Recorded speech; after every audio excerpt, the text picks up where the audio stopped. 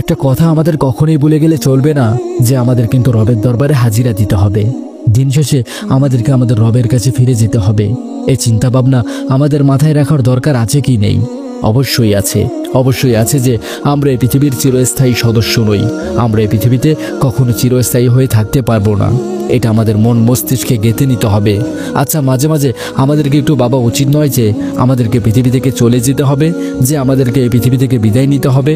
একটা নির্দিষ্ট সময় পরে এই পৃথিবী আমাদেরকে ছাড়তে হতে পারে, এমনটা কি আমাদের ভাবা উচিত নয়? আজকে থেকে আমরা একটু ভাবার চেষ্টা করি, একটু নিজেই নিজেকে বোঝানোর চেষ্টা করি যে আমরা এই পৃথিবীতে সারা জীবনের জন্য থাকবো না। যতদিন আছি ততদিন আমাদের রবের সান্নিধ্য পাওয়ার চেষ্টা করতে হবে, রবের কাছাকাছি থাকার চেষ্টা করতে হবে, রবের রহমতের ছায়াতলে আশ্রয় পাওয়ার চেষ্টা করতে হবে।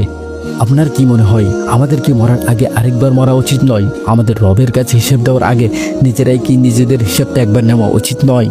মহান রব্বুল আলামিন আমাদের হিসাব নেওয়ার আগে আমাদের নিজেদের একবার নিজেদের হিসাব করা উচিত। নিজেদের হিসাবটা নিজেরা মেলানো উচিত যে আমরা আমাদের জীবনে কতটা ভালো কাজের সাথে যুক্ত হতে পেরেছি, আমরা আমাদের জীবনে কতটা খারাপ কাজের সাথে যুক্ত ছিলাম, আমরা নিজেরা আমাদের জীবনে কতটা সৎ পথ অবলম্বন করে উপার্জন করেছি আর কতটা অসৎ পথকে বেছে নিয়েছি, কতটা নিজেদের সততা ধরে রাখতে পেরেছি। একবার নিজেরাই নিজেদের হিসাবটা করি, একবার নিজেরাই নিজেদের হিসাবটা কষি। হিসাব করার পরে আমাদের নিজেদের একবার ভাবা উচিত যে আমাদের অবস্থা কি হতে পারে। বালিশে মাথা রেখে ঘরের বাতি নিভিয়ে আমাদের নিজেদেরও একবার চিন্তা করা উচিত কি নয়? আপনি নিজে একবার কল্পনা করে দেখুন, রাতে ঘুমানোর সময় একবার কল্পনা করে দেখবেন যে আপনি পৃথিবীতে নেই। আপনার আত্মীয় স্বজন, আপনার কাছের মানুষ, আপনার আপন মানুষগুলো আপনার জন্য কান্নাকাটি করছে। আপনার গ্রামবাসী আপনার যাওয়ার প্রস্তুতি নিচ্ছেন, আপনাকে বিদায় দেওয়ার প্রস্তুতি নিচ্ছেন। আর আপনার গ্রামবাসীকে জানিয়ে দেওয়া হয়েছে যে অমুক টাইমে আপনার জানাজা হতে চলেছে। যারা আপনার খুব কাছের, যারা আপনার বন্ধু, যারা আপনার আত্মীয়, যারা আপনার প্রতিবেশী, তারা আপনাকে খাটিয়াতে করে ওই কবরে দিয়ে আসবে। একবার রাতের অন্ধকারে বালিশে মাথা রেখে ভাবার চেষ্টা করুন যে বাগান একটা সময় আপনার কাছে খুবই ভৌতিক মনে হতো, যে বাগানে একটা সময় আপনি কখনোই যেতে চাইতেন না, সেই বাগান আপনার আসল ঠিকানা হবে। সেখানে কেউ যেতে চাইবে না।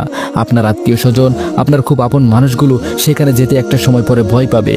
সেখানে আপনি একাই সময় কাটাবেন, নির্জন পরিবেশে। সেই ভৌতিক পরিবেশের মাঝে আপনার দিন অতিবাহিত হবে। এগুলো নিয়ে একবার রাতের অন্ধকারে বালিশে মাথা রেখে বাতি অফ করে ভাবার চেষ্টা করুন। যখন আপনি ভাববেন তখন জীবনের বাস্তবতা বুঝে যাবেন, জীবনের জটিলতাগুলো আপনার কাছে স্পষ্ট হতে শুরু করবে। আমরা যত যাই করি না কেন, যত যাই বলি না কেন, মৃত্যুকে আমরা কখনোই অস্বীকার করতে পারবো না।